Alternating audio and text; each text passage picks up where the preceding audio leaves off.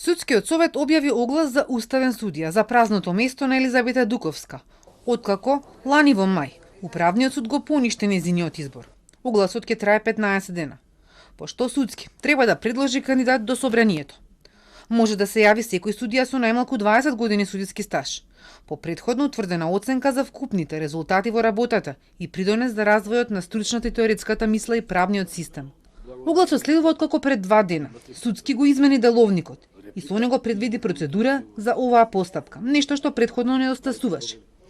Сепак, мнозинството во судски не го прифати предлогот на новата членка, Сузана Јошевска-Анастасовска, пријавените судии да бидат повикани на јавно интервју, со прашалник еднаков за сите. Сметам дека јавното интервју ќе ја направи видлива логиката на изборот, ќе ја намали перцепцијата на јавноста за договарање и ќе гради доверба дека кандидатот е избран по мерит систем, а не по подобност.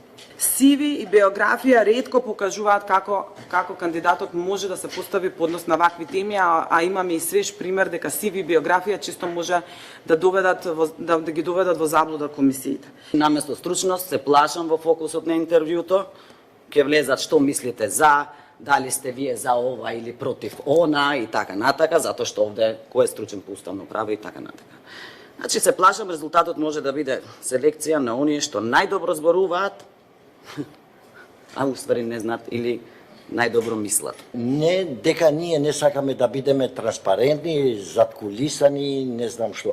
Не можеме надвор од законот да предвидуваме се деловни критериуми, услови, дополнителни, кога е тоа законска материја. Интервју не е посебен критериум ниту услов, туку дел од постапката и во законот не може сите детали да се предвидат. Беа дел од репликите на Јошевска. Таа доби поддршка само од колешката Антонита Димовска. Во Уставен има уште едно празно судиско место. Поставката на Јадрен Кадабовиќ. Комисијата за избори и именување се уште не утврдила предлог кандидат кој потоа треба да оди на седница пред пратениците.